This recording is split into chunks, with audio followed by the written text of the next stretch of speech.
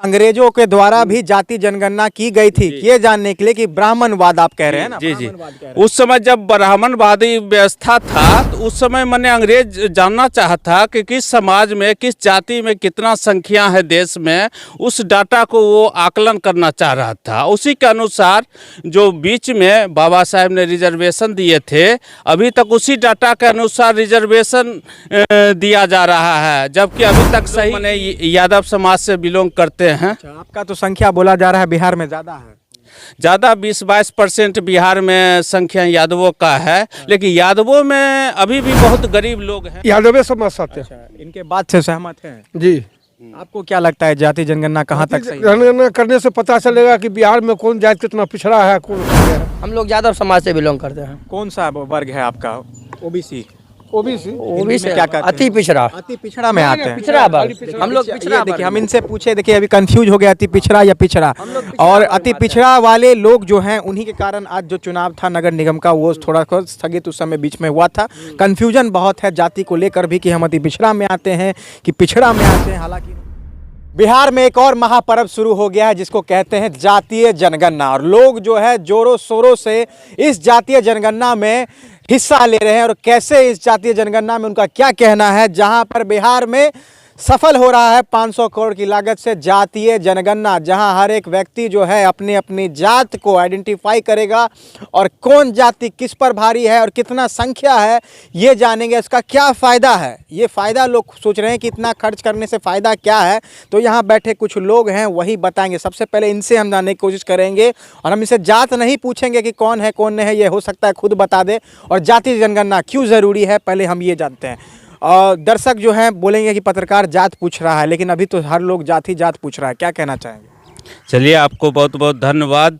और अभी जो देश में जातीय जनगणना जो शुरू हुआ है उसमें सिर्फ बिहार में बिहार सरकार द्वारा खर्चा उठा के जो जातीय जनगणना शुरू हुआ है, यह जातीय जनगणना देश के लिए भी अति आवश्यक है। कैसे आवश्यक है? कैसे आवश्यक है हम बताते हैं। उस समय जिस समय देश आज़ाद नहीं हुआ था 1931 में अंग्रेज के द्वारा जातीय जनगणना किया गया था। क्यों किया गया था अंग्रेजों के द्वारा?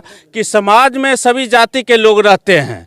हम लोग मान ले कि पहाड़ जंगल नदी जानवर की गिनती कर चुके हैं, लेकिन अभी तक जाति कौन कितना है इसका सही ढंग से सरकार के पास डाटा नहीं है। और इसलिए कि से जातीय जनगणना 1931 के बाद 1911 में शुरू हुआ था, लेकिन वो पब्लिश्ड नहीं हो पाया था किसी कारणवश। बताइए, आपका कहने का मतलब है, इनका कहने का मतलब है कि अंग्रेजों के द्वारा भी जाति जनगणना की गई थी, ये जानने के लिए कि ब्राह्मणवाद आप कह रहे हैं ना। जी जी। उस समय जब ब्राह्मणवादी व्यवस्था था तो उस समय मैंने अंग्रेज जानना चाहता कि किस समाज में किस जाति में कितना संख्या है देश में, उस डाटा को वो आकलन करना चाह रहा था। उसी के अनुसार जो बीच में बाबा साहेब ने रिजर्वेशन दिए थे, अभी तक उसी डाटा के अनुसार रिजर्वेशन दिया जा रहा है, जबकि अभी तक सही मायने में सरकार के पास कोई डाटा नहीं है। आपका कहना है जो आप ये जाति जनगणना का जो डेटा आएगा उस हिसाब से शोषण का डेटा निकलेगा कि हमारा समाज कितना साल से शोषण है, उसका डेटा निकलेगा ना। और इस बार जो जातीय जनगणना होगा थोड़ा अलग ढंग से जातीय जनगणना हो रहा है। इसमें आर्थिक रूप से कौन समाज आगे है कौन पीछे है, शैक्षणिक रूप से कौन समाज शिक्षित है कौन मान लें कि अशिक्षित है, सारे समाज को सभी जातियों को एक डाटा आकलन किया जाएगा। अभी जो लोग आए थे, कर्मचारी आए थे, कौन जात पूछे आपसे, क्या बताया? हम लोग को अभी जात नहीं पूछे। हम लोग को जो कर्मचारी लोग आए थे वो सिर्फ बोले कि हम लोग अभी भवन को गिनती कर रहे हैं, उसमें भवन में कितना संख्या के लोग रहते हैं उसका गिनती कर रहे हैं। से बिलोंग करते हैं? हम लोग माने यादव समाज से बिलोंग करते हैं। आपका तो संख्या बोला जा रहा है बिहार में ज़्यादा है, ज़्यादा 20-22% बिहार में संख्या यादवों का है, लेकिन यादवों में अभी भी बहुत गरीब लोग हैं, बहुत माने अशिक्षित भी लोग हैं। और इसमें माने जो हम लोग यादव समाज में आर्थिक रूप से संपन्न हो गया है, इसको माने कैसे वो फॉरवर्ड में हो गया। जो हमारे समाज में जो सबसे निचले पायदान पर है वो अभी भी मान ले किसे गरीबी से जूझ रहा है। शिक्षित नहीं है। हम चाचा जी से कहना चाहेंगे, आप कौन समाज से हैं? यादव समझ सकते हैं। इनके बात से सहमत हैं? जी। आपको क्या लगता है जाति जनगणना कहाँ तक सही है? जनगणना करने से पता चलेगा कि बिहार में कौन जाति कितना पिछड़ा है, कौन आगे है। आप तो सब गुण संपन्न हैं जी। आपकी जाति तो सब गुण संपन्न है ना 10% वैसा है, अच्छा। अभी भी 90% पिछड़े हैं। पिछड़े हैं हाँ, खाली आप क्या कहना चाहते हैं कुछ कहना चाहेंगे जाति जनगणना पर आइए आगे आगे हम ये कहना चाहेंगे कि अभी जो हम मेरे हिसाब से जो जातीय जनगणना शुरू हो रहा है, इसमें सरकार के द्वारा जो लगाया गया निर्देश है, इसमें ये आकलन निकाला जाएगा कि कौन लोग मतलब किस वर्ग से बिलोंग करते हैं, किनको क्या ज़रूरी है, और इसके अनुसार मान लीजिए कि जो उसको व्यवस्था दिया जाएगा। जो नए नए सरकार है कि व्यवस्था लगता है ऐसा, मतलब ये लोग आंकड़ा लगा रहे हैं जातीय जनगणना करने। पता चले कि दलित समाज अगर ज़्यादा जनसंख्या में ज़्यादा हो जाए तब उनका क्या होगा? उनको तो 15% देने पर भी लोग कहते हैं कि दलित को 15% क्यों मिल रहा है, ये सब अभी भी आलोचना। तो समाज एक्सेप्ट 15% आरक्षण की बात हो रही है ना, हम पर भी कहते हैं कि वो मतलब कि उनको तो कम नंबर में नौकरी हो जाता है, तो उस समय क्या कीजिएगा? आप जो बोल रहे हैं बढ़ना चाहिए उनको बहुत कुछ। नहीं बढ़ने की हम वो नहीं परसेंटेज की बात नहीं कर रहे हैं। हम ये बताना चाह रहे हैं कि मतलब जो लोग अभी भी गरीब हैं, तो हर किसी का मान लीजिए डाटा वहाँ उनके पास तो नहीं है।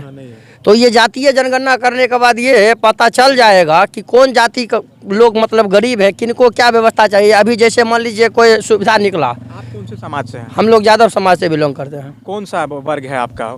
ओबीसी ओबीसी क्या कहते हैं? अति पिछड़ा। अति पिछड़ा में आते हैं। पिछड़ा वर्ग हम लोग पिछड़ा देखिए हम इनसे पूछे, देखिए अभी कंफ्यूज हो गया अति पिछड़ा या पिछड़ा, और अति पिछड़ा वाले लोग जो हैं उन्हीं के कारण आज जो चुनाव था नगर निगम का वो थोड़ा स्थगित उस समय बीच में हुआ था। कंफ्यूजन बहुत है जाति को लेकर भी कि हम अति पिछड़ा में आते हैं कि पिछड़ा में आते हैं। हालांकि इन्होंने कहा कि मतलब कि हम जो है अति पिछड़ा में आते हैं कि पिछड़ा में आते हैं। और कुछ कहना चाहेंगे? नहीं, अब हमने कुछ तो यहाँ पर यादव समाज के कुछ लोग मिल गए, और जाति धर्म से की बात नहीं करना चाहिए, लेकिन अभी जाति जनगणना चल रहा है जहाँ देखा जाएगा कि कौन जाति कितना गरीब है, कितना जाति की संख्या है। और कहा जाता है कि यादव की संख्या बिहार में ज़्यादा है, और कहीं ना कहीं और संख्या जो है फिर बदल भी सकती है, क्योंकि गरीब अभी भी बहुत सारे देश में है। और मेरा बार बार कहने का ये मतलब है कि आज़ादी के बाद झुग्गी झोपड़ियाँ कभी घटी नहीं है, और आज़ादी के बाद अब तक जो है पिछड़ा समाज और जो दलित समाज है वो सब गुण संपन्न नहीं है, और अभी भी झोपड़ पट्टी में रह रहा है। तो क्या जातीय जनगणना उन झोपड़ पट्टी में रहने वाले लोगों का उद्धार कर पाएगा कि नहीं कर पाएगा? क्योंकि अभी भी जहाँ जहाँ नज़र जाएगी वहाँ पर झोपड़ पट्टी में रहने वाले पिछड़े समाज के लोग, अति पिछड़े समाज के लोग, दलित समाज के लोग वहाँ पर आपको मिलते रहेंगे, और जाति जनगणना पे हम अपडेट देते रहेंगे। जाते जाते कुछ कहना चाहेंगे? जाते जाते यह कहना चाहेंगे कि यह जो जाति जनगणना है यह देश के लिए अति आवश्यक है, और जातीय जनगणना बिहार में ही नहीं पूरे देश में होना चाहिए, और मैं जातीय जनगणना के सपोर्ट में खड़ा हूँ। बहुत बहुत धन्यवाद, और हम लगातार अपडेट्स बताते रहेंगे। हमारे चैनल से जुड़े रहे, जिसका नाम है फेस ऑफ बिहार न्यूज़, यानी कि आपका फॉब न्यूज़, ताकि हम ऐसे खबर लाते रहें। हम अभी थे नगर निगम के बागी में, जहां पर जातीय जनगणना पर चर्चा चल रही थी, और जोरों शोरों से बाघा में थे वहां पर। और एक समाज ने यहां पर मैसेज दिया कि जातीय जनगणना अच्छी बात है, और आर्थिक मजबूती यहाँ देखने को मिलेगी, आर्थिक कमज़ोर लोगों की गिनती होगी। इसी के साथ नमस्कार।